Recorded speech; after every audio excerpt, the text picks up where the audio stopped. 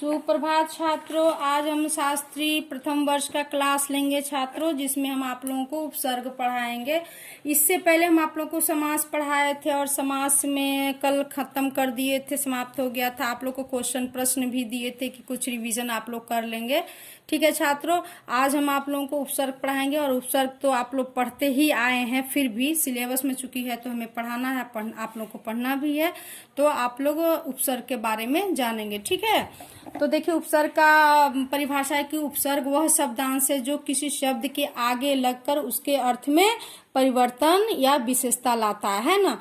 यानी कि कोई शब्द है और उसके आगे जब हम कोई भी उपसर्ग लगा देते हैं तो उसमें बिल्कुल परिवर्तन हो जाता है। जैसे हार, हार शब्द है, ठीक है, इसका अर्थ होता है माला, है ना, माला होता है और माला। लेकिन जब हम इस हार शब्द से पहले प्र उपसर्ग लगाते हैं छात्रों, तो ये क्या हो जाता है, प्रहार। तो बिल्कुल ये इसके अर्थ में, इसकी विशेषता में परिवर्तन हो गया। और इसका अर्थ प्रहार करना का अर्थ हुआ कि किसी को मारना, किसी को पीटना या किसी पर किसी वस्तु से प्रहार करना होता है ना। तो इसका अर्थ बिल्कुल चेंज हो गया छात्रों। तो इसी तरह हार के आगे आ उपसर्ग जब लगाते हैं तो बिल्कुल उसके अर्थ में भी परिवर्तन हो जाता है। वो क्या बन जाता है, आहार। आहार का अर्थ होता है छात्रों भोजन, है ना। तो ये उपसर्ग इतना ध्यान रखेंगे कि छात्रों की उपसर्ग और प्रत्यय जो दो ऐसे मतलब हैं शब्द, जो उपसर्ग हमेशा ध्यान रखें कि ये किसी भी शब्द के आगे लगता है और प्रत्यय जो है वो किसी भी शब्द के पीछे लगता है। और दोनों किसी भी शब्द के आगे या पीछे लगने के बाद उनमें क्या करते हैं, परिवर्तन कर देते हैं, विशेषता ला देते हैं, बिल्कुल उसका अर्थ बदल जाता है छात्रों। ठीक है, आगे देखेंगे छात्रों की कामता प्रसाद गुरु ने हिंदी में जो गुरु के अनुसार हिंदी में 3 तरह के उपसर्ग होते हैं और तीनों में उनके अनुसार अलग अलग होते हैं कि संस्कृत में 22 है, हिंदी में 12 है और उर्दू में 18 है। किन के अनुसार, कामता प्रसाद गुरु के अनुसार, है ना। और इसमें क्या है कि हिंदी में चूंकि हिंदी में सारे भाषाओं को मिक्सअप किया गया है ना, उर्दू, संस्कृत, अंग्रेजी, हर शब्द, हर भाषा को इसमें सम्मिलित किया गया। तो संस्कृत में जो उपसर्ग हैं उसको हम लोग हिंदी में भी पढ़ेंगे। हिंदी का तो है ही 12, उसके बाद उर्दू के भी उपसर्ग हम 18 उपसर्ग पढ़ेंगे छात्रों। ठीक है, आगे देखेंगे छात्रों संस्कृत के उपसर्ग, है ना।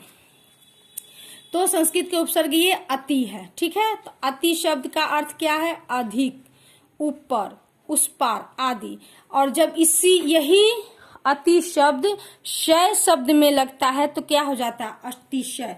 अतिशय का अर्थ क्या हो जाता है, बहुत सारा, बहुत एक्सेस, जिसको हम लोग कहते हैं ज्यादा, है ना, बढ़ चढ़कर, जिसका अतिशय मतलब बहुत अधिक। ठीक है, अतिरिक्त, अति देखते हैं, अति जब रिक्त शब्द में, रिक्त का मतलब होता है खाली, है ना, और रिक्त शब्द में जब अति शब्द जुड़ता है तो क्या हो जाता है, अतिरिक्त, यानी कि एक्स्ट्रा। इंग्लिश में इसको हम लोग कहते हैं एक्स्ट्रा। तो इसका अर्थ में परिवर्तन हो गया छात्रों। इसी तरह कहते हैं अतिकाल, है ना, इसी काल शब्द में अति जुड़ गया तो अतिकाल बन गया।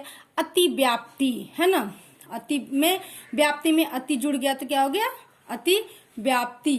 उसी तरह अत्यंत, अत्यंत का अर्थ भी होता है अत्यधिक, है ना। और अतिक्रमण का अर्थ होता है वही किसी पर ये करना, अतिक्रमण, अत्यधिक ये करना, अत्याचार, है ना। उसी तरह अतियुक्ति, अतिचार आदि। यानी कि इस अति उपसर्ग से जब हम किसी शब्द के आगे जोड़ते हैं तो उसके बिल्कुल अर्थ में परिवर्तन हो जाता है छात्रों। ठीक है, ये पहला उपसर्ग हो गया। दूसरा अधि शब्द देखेंगे, अधि उपसर्ग छात्रों, जिसका अर्थ होता है श्रेष्ठ, ऊपर, समीप, ये तीनों अर्थ उसके होते हैं। और ये जब किसी शब्द के आगे लगता है तो उसके अर्थ में देखिए परिवर्तन कर देता है छात्रों। अधिपति, अधिराज, अधिनायक, अधिष्ठता, अधिकरण, अधिपति, अधिनियम, अध्यात्म, अधीक्षक आदि, है ना। तो ये सारे शब्द इस अधि उपसर्ग से बनते हैं। ठीक है, आगे देखेंगे अनु। अनु का भी अर्थ होता है क्रम, पीछे, समान, है ना, बराबर। तो अनु का 3 अर्थों में हम प्रयोग कर सकते हैं छात्रों। ठीक है, तो जब ये शब्द अनुज ज में लगता है तो क्या हो जाता है, अनुज का अर्थ हो जाता है छोटा, है ना। जिसे छोटे भाई को क्या कहेंगे, अनुज कहते हैं।